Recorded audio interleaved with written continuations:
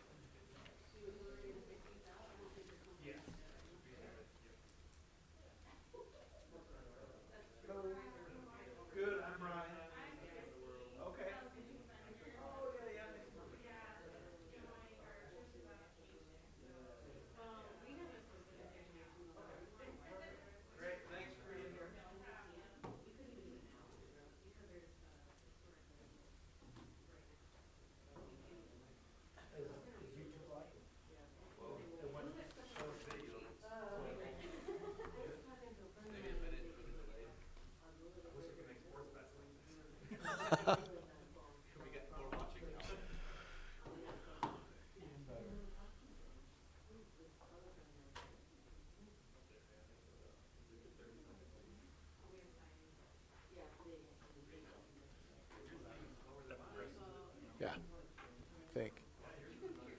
There we go. All right, good. It's working.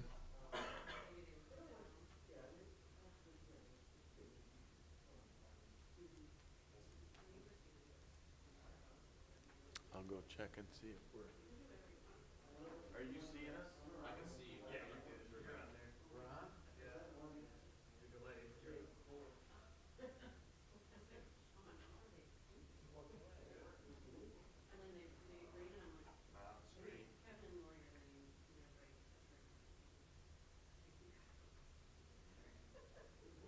Okay.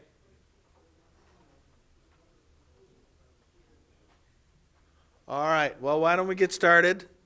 Good evening, everyone. We've got a couple of folks here in the audience, so thank you for attending. And then I know we've got a few attending online as well, so thank you for the virtual attendance as well. This is the initial public meeting for the Pine Avenue Reconstruction Project, which we hope will take place this coming year, 2022 construction season. I'd like to introduce the project team. Myself from the City of Holland, I'm Brian White, I'm the Transportation Services Director. Mark Gibson we have here from the BPW, Water Wastewater Department. And then Aaron Neatling from Whiteman and Associates, the consulting engineer on the project. So that is basically the project team. We'll go ahead and we've got a slide deck here of about 30 slides we'd like to get through.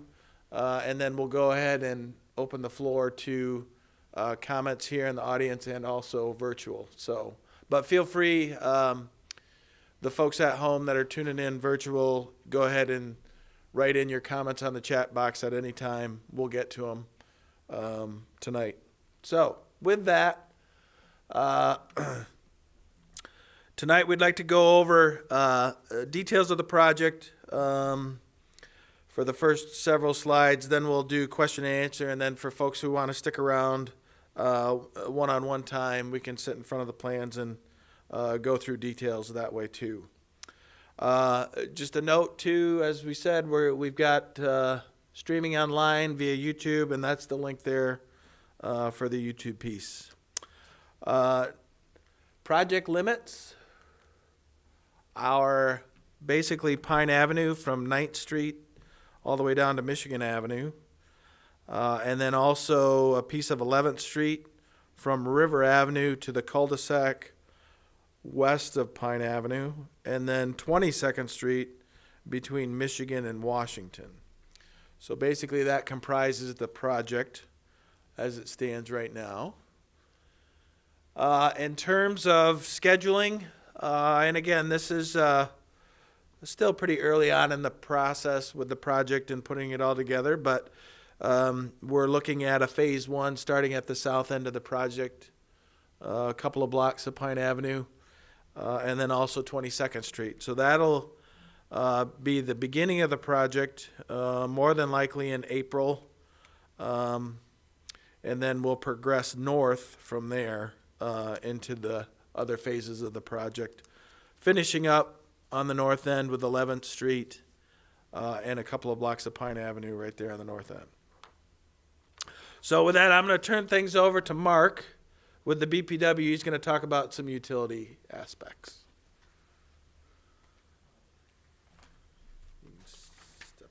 Okay. So overall, even through the whole project, our sanitary sewer footprint is going to be quite limited. The sewer is mostly in good condition, and a lot of it's been lined. Our focus will be at the 10th Street intersection, where we need to correct some very historical decisions about how houses were connected. So you'll see a small sanitary sewer extension going in that intersection, and then correcting some of that. And then there will be a few joint laterals that will get separated. How that worked out is in years past, usually at this point about 100 years ago, someone thought it'd be a great idea to let houses share a connection to our sanitary sewer. That has resulted in a lot of headaches, and for many years now the city has been enforcing that people have separate connections to our sewer main. The problem is that often wasn't available to folks. So we make those the extra connection available during the project, and if we can, we do separate the sewers at no cost to the homeowners if we can get to it in the road. As a side note, you will see we hire a private sewer televising company to come through before the project to map all these, because our records are very historic. So if you do see a guy wandering up and down the sidewalk and painting it green, that is our intent, is to capture as much information as we can.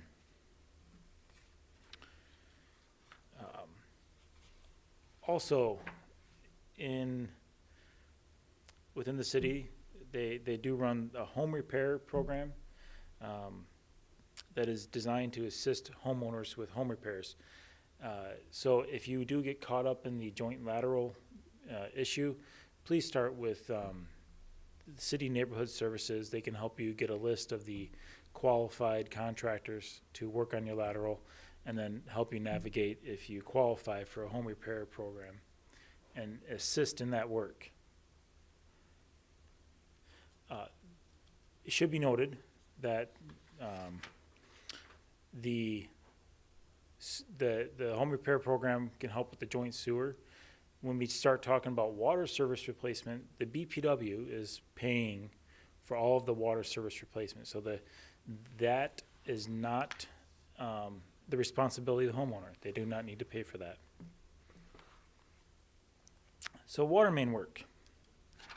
This is one of the primary drivers of this project. In years past, Pine Avenue is the water transmission main route north and south through the city. The connection from the water plant is actually at the bridge up at where Pine and River come together, and then it does feed through the city north-south down Pine. Unfortunately, a lot of that main has been placed with varying sizes over the varying years, and so this is our chance to update that and connect it with the Division Avenue Lake Crossing and the all the way out the State Park, the crossing out there, completing a loop of new transmission main that allows us to complete work and stuff that's been scoped out for probably about the last 30 years. So this is our final step in completing that transmission main loop. One of the fun things that is shown on the slide here is the supply chain issues that are out there right now. The problem we are facing is it's a very unclear picture. Stuff that we would think is not available is readily available. So a lot of the odd-sized fittings that we might need to connect old main to new main, that's on the shelves. Things like standard size new water main, I have heard stuff anywhere from 3 weeks to 6 months from suppliers on what might be available for just standard issue water main, which is kind of just surprising from my end. You would think it'd be the other way around. So we're working through that. We're working with suppliers. We're trying to get that pipe here. But that, as Brian did mention, that may change just some of the phasing and timing as materials become available for work. Normally a construction project does look a little strange as guys run around and dig holes, and it may be even stranger this year as we go all over the place to dig holes and do work. Water service replacement is, I think we're into about our 4th year now. We were one of the first utilities to start in on the water service replacement. We try to concentrate on these projects because it makes the construction methods much smoother and easier. So we are currently drilling copper into the homes and replacing the galvanized steel surfaces, which is usually we see on homes about 1965 and older. That does involve our contractors having to get into your home, 2-3 times. We have to drill in a new service, and then we bring in a professional plumber to connect the house to the new service and do all the necessary work on the service to make sure everything's together.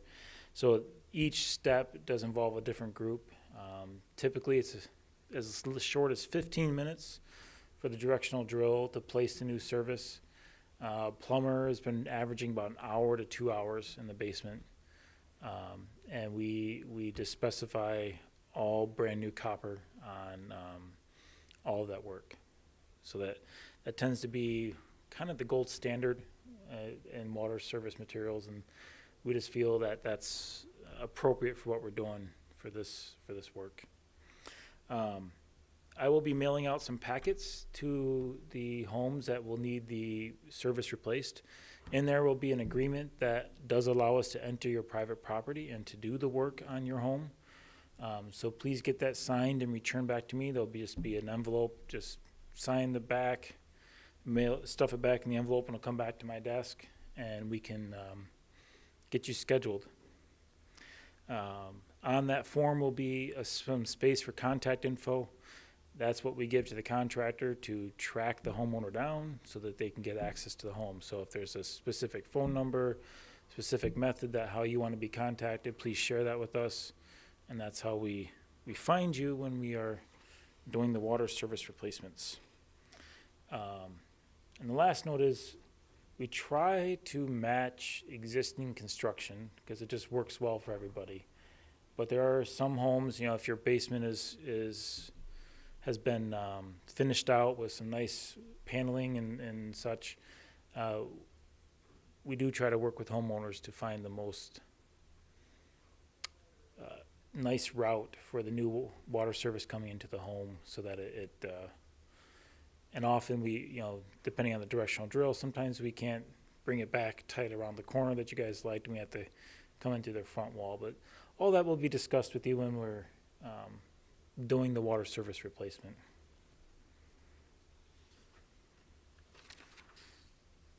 A quick pictures on the slideshow kind of showing where this focuses out.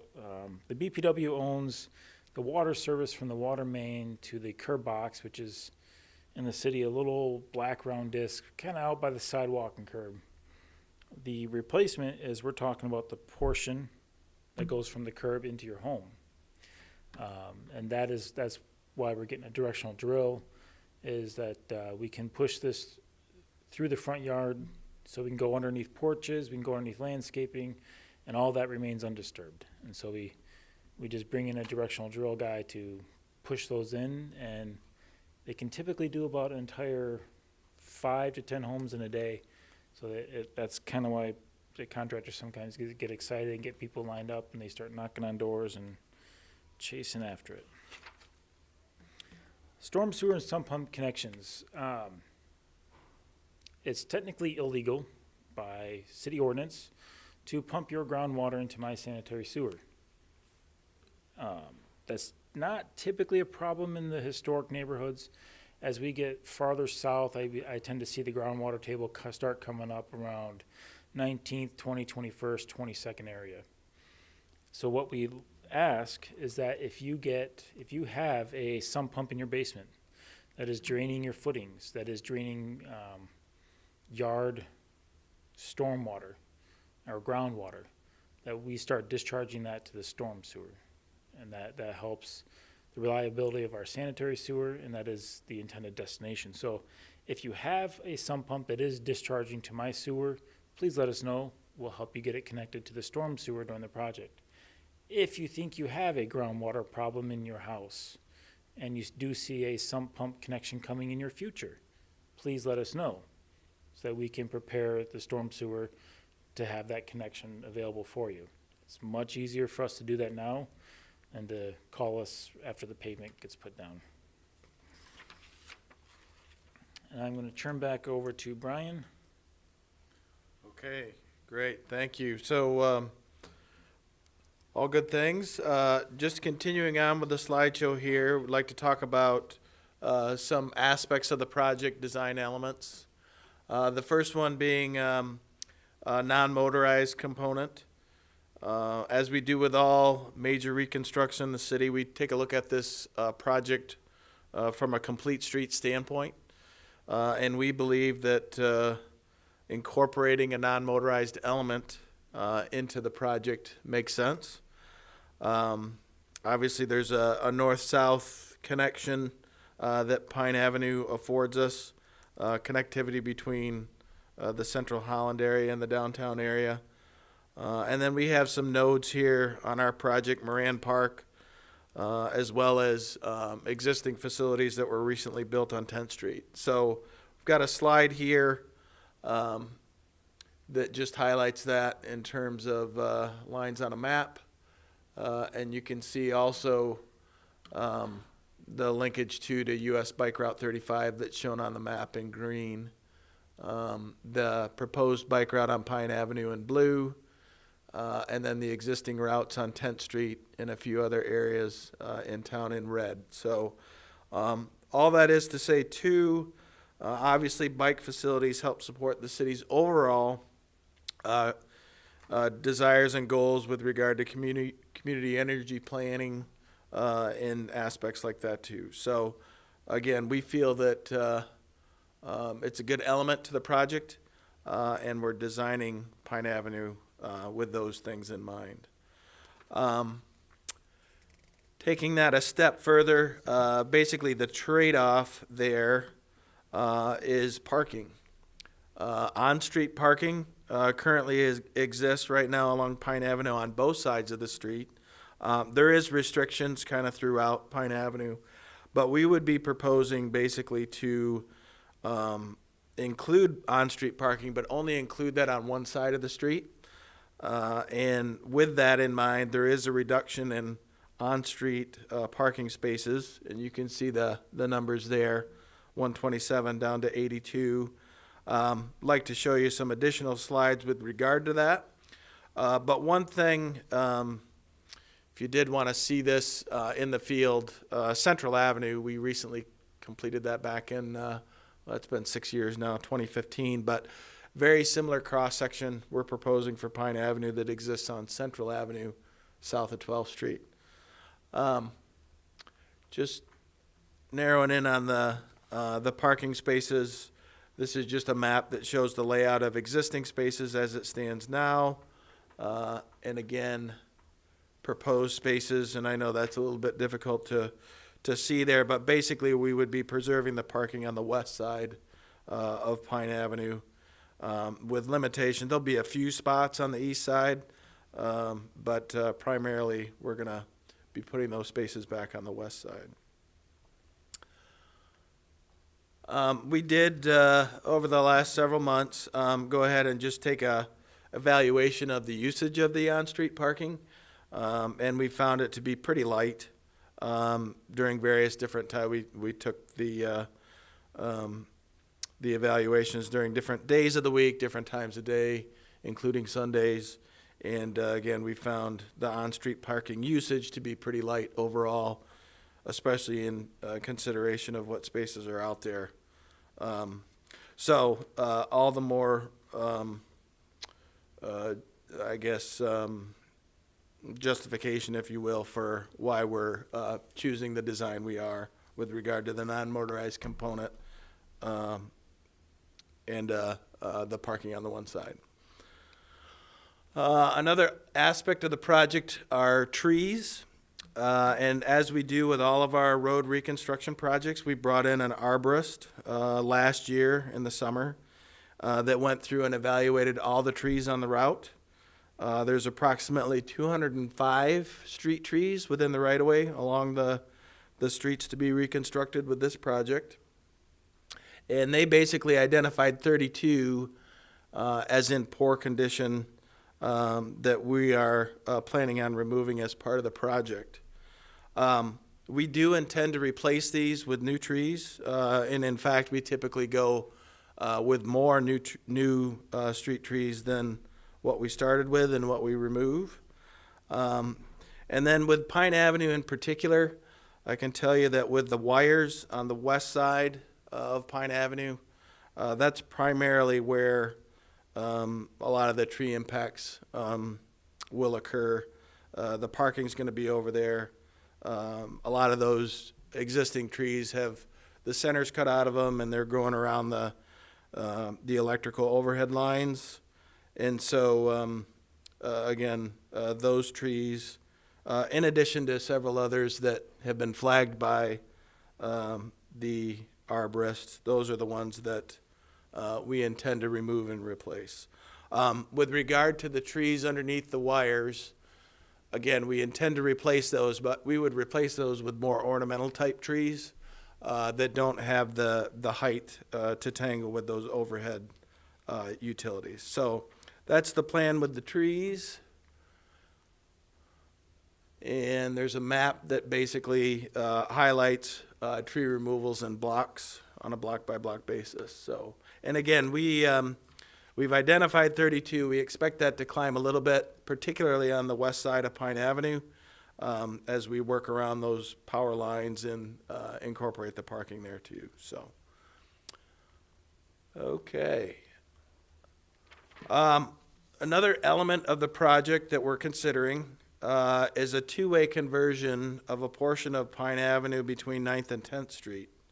Right now, I think all of you are probably familiar. That block currently is a one-way only between 9th and 10th. We're looking at the possibility of making that two-way and basically making the northbound movement a right out only at 9th Street. There's some modifications that would have to happen to the existing traffic signal at 9th and Pine, and again, we're evaluating that as a possible component of the project. One of the things, so there would be a median island there on the south leg of the intersection, forcing everyone that's northbound in that area to turn right onto 9th Street. So, okay. Getting into construction, and again, I would think construction is going to be in the April timeframe at the earliest. Again, depending on materials and availability, it could slide to May. But basically, expectations for construction are, one, it's probably going to be, in essence, the whole construction season this year as we work from south to north. We did talk a little bit with the group here about irrigation and sprinklers, but basically, if you do have sprinklers out within the public right-of-way, that we would incorporate repairs to those, if need be, as part of the project. If you do have an irrigation contractor that you typically work with, we're certainly willing to work with them to make repairs. Obviously, they're more familiar with your system than our sprinkler subcontractor would be. But we just want to make sure that quotes and things like that are reasonable before any work or restoration gets done to the sprinkler system. So, keep that in mind. And then also we would encourage everyone, when construction does get out in front of your property there, that you flag those sprinklers to help our folks know where they're at. Mail service will continue as usual. I believe this is a walking route, so I don't expect too many disruptions with regard to mail. Trash service will continue as well. I would ask, and I think it's helpful that if the homeowners along the route can put a piece of duct tape on the cans with your address number to just ensure that you get your own can back. I know there's different size cans and things like that. So again, just a good idea if you could to get your address number on the can before you see the construction getting started in front of your property.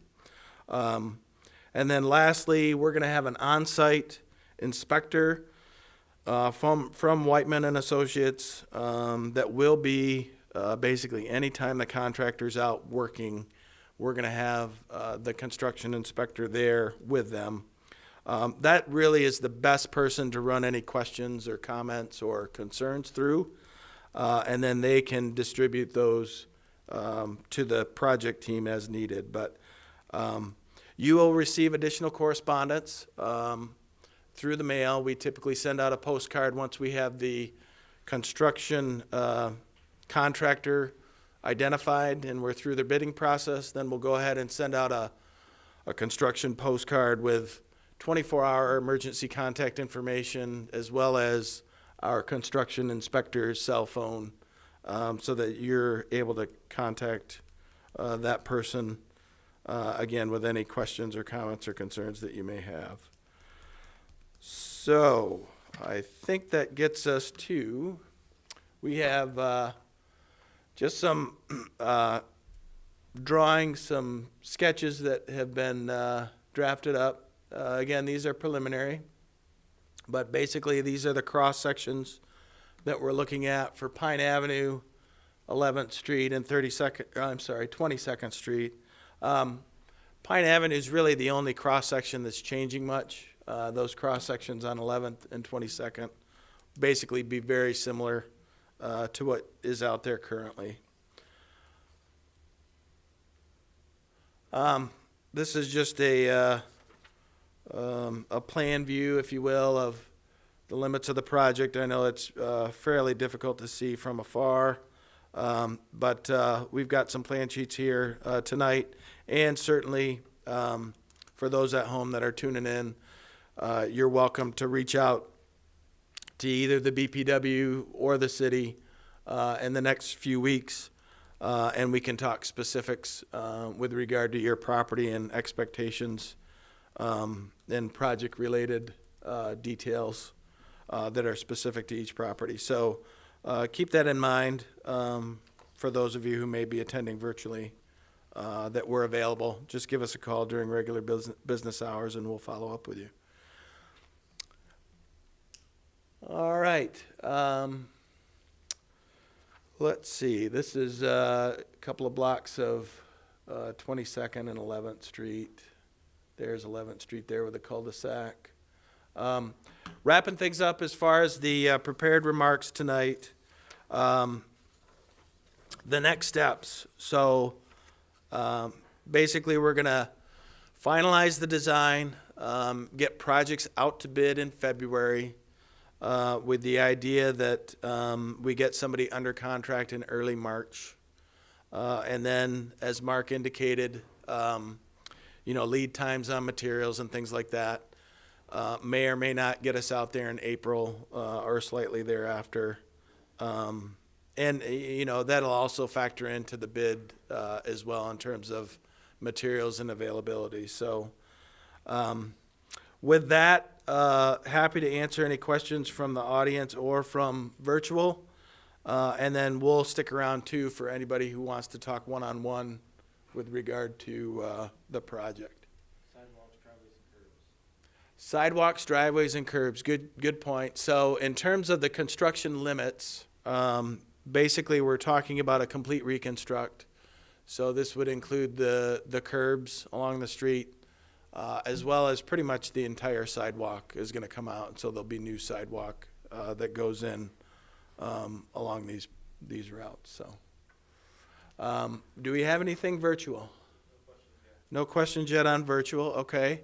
Anybody questions from the audience? Or again, feel free to stick around too afterwards if you want to talk one-on-one. But if there's a question, like a general question, that's be good to answer. Yeah. In the back first. Parking arrangements? Yes. You've covered this already. I was watching via the internet and the connection was bad. Yep. Got it. Okay. Are you talking parking during construction or permanent parking? Yes, during construction. Yeah. So it is challenging in terms of negotiating the construction site.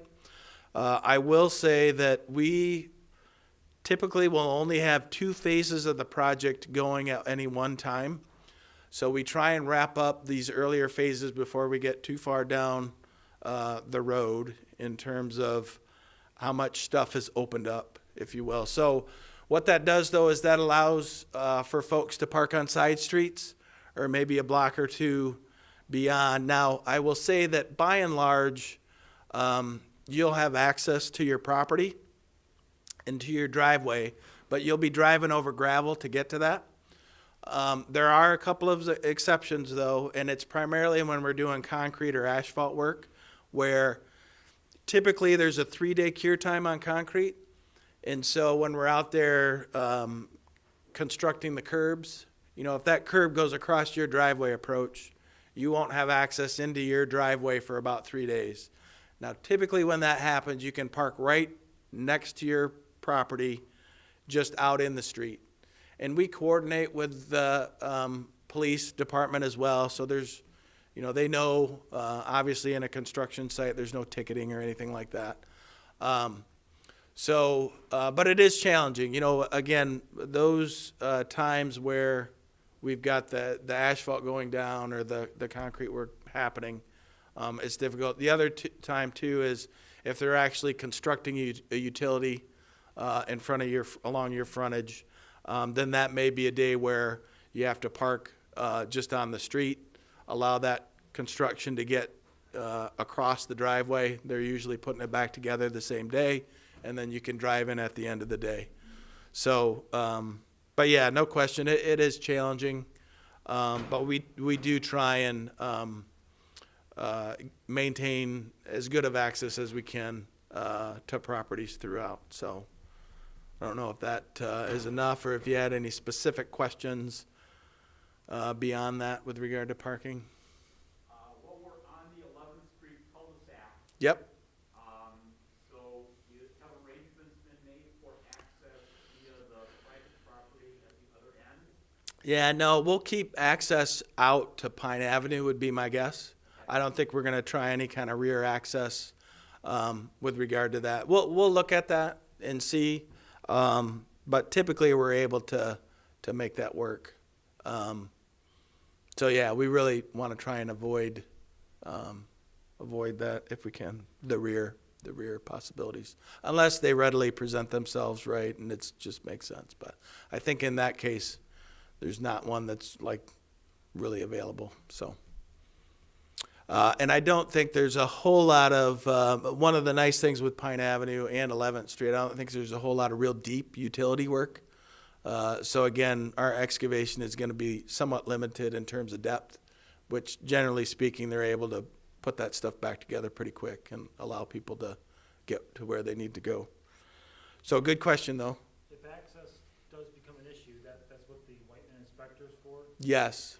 So Yeah, good point. So as Mark indicated, if access does become an issue, certainly we want to hear about that. And the Whiteman inspector who's going to be on site, great opportunity to coordinate with them. or if you need specific. Yep. Or if there's, like anybody with handicap issues or things like that, we've certainly had that in the past, and we try and work to coordinate those activities too, because we know some folks really, they've got to get out. So, yes, all that is taken into account. And I would encourage folks to talk with the inspector if you see him out there. you want to know what's going on, you want to have a sense for timing on things, hey, when is the concrete going to go down, stuff like that. They'll give you best case. Just understand that it is construction and things change from day to day, right? Weather, you name it, can have factors with regard to that. So we encourage everyone to just be flexible as we try and get the work done. So, sir. I know in some other streets there's been some like stormwater retention, landscaping Yes. opportunities. Is that part of this at all? Yes. So we do offer that. We have on past projects. So yeah, if you would like to, thank you for bringing that up. If you would like to look at like rain gardens within the streetscape and things like that, again, that's great. Talk to us tonight.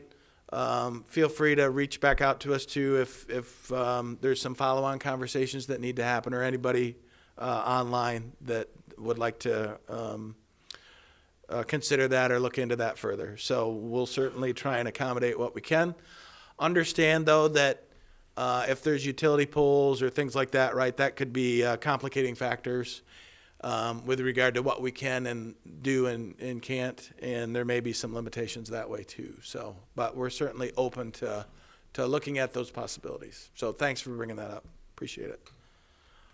Any other questions? Yes, do we have a virtual? Yeah, we have a couple. Okay. Does the city have a future plan to bury electric or other wires? Okay, so the question was, does the city or BPW have any future plans to bury the overhead wires, in particular the electric? And I can tell you that the electric company, as folks know, we're just in there putting in new poles and things like that. So no, there is not plans to underground that utility. So, Yes. that it? Step on up. I asked about this myself. The issue that we're running into is we do that where we can. The wires on Pine in particular are high voltage, and so that presents a whole nother level of undergrounding complexity that they can't get done in the existing setup that they have. So it's on the docket. It may happen in the future, but for right now, the current setup doesn't really present itself for undergrounding on Pine with the voltage and such. Okay, thank you. What's the other one, Ryan? In the middle of the project, will there be anywhere we can find information about what phase the project is in and estimated completion based on the phase? Yeah, so good question. Typically, when we switch phases, we'll send out a postcard to everybody. So you can anticipate a couple of touches from us with regard to correspondence about where things are at and where things are going. So you can expect those, particularly during those times where we're getting ready to switch phases. And so you'll be notified that way with regard to that. We have in the past too worked on online project websites, and I think the BPW is planning on that for this go around. And I'll just share with folks too, just the way we typically operate these projects is we'll have weekly meetings with the contractor, and that's typically good practice, right? We keep tabs on those guys pretty tightly, but then also we're able to update websites and things like that on a regular basis with that information. Now, please keep in mind, right, that again, it's our best shot at what's going on at that particular time, and things can change literally the next day. But we'll try and do our best to keep things up to date and keep folks aware, like I say, particularly as we get ready to switch and transition into different phases. We'll give you some advance notice on that. 8 to 12 weeks a phase? Yeah, I would say a month or two a phase, again, depending on how big that phase is. So, any more, Ryan, from the virtual world? That's it for now. Okay. We're going to stick around. Any other questions here? Yeah, sure. I'm small, but the trash cans, can we keep them in front of our? Yes. Yeah, okay. Comment or question about trash cans. So yes, trash cans, treat them like you would normally treat the trash days without construction. Just put them out to the edge of the drive and tape your address down on it. And then what happens is if the garbage truck can't access into that particular site, then the contractor will bring those cans out to, the end of the project limits, and then they'll get tipped at that point. So usually, I'll just share with you, usually the first week or two, right, can be a little bit hit or miss. But we usually work all the kinks out by, the second week or so. So, again, patience and coordination with that inspector, and we'll get through it. So, When we do have problems, we can scramble the truck back the next day. So if they miss your pickup, we can. yeah, we've done different things in the past. The front of my house is on time, but my driveway's on 22nd, and that's where they pick up the trash. Yep. So, Yeah, just put it out where you normally would put it, That's where with regard to trash. Yeah, and we'll make sure it gets taken care of. yard waste. Yeah, same thing. Okay. Yep, everything, all the different recycle, yard waste, you name it. Just handle it the way you would normally do it, and we'll take it from there. Yeah, but if it doesn't get tipped or something gets missed, please communicate that out to the group, right? Particularly our inspector. And like Mark said, hey, if we can't get it that day, we usually can catch them, pretty quickly. Nobody should panic. So we'll get it. Yep. But yeah, all good questions. So, all right. Great. Well, we're going to stick around and answer any questions here in the group. And then we'll also keep the chat line open. I know we've got another meeting here at 6 o'clock, so we'll probably try and wrap things up 5:45, 6. So again, virtual folks, feel free to continue to send notes to us, and then we can communicate that. But also, again, feel free to reach out to either the BPW directly or the city transportation office, and we can answer any project-related questions over the next few weeks or so. So, great, thank you.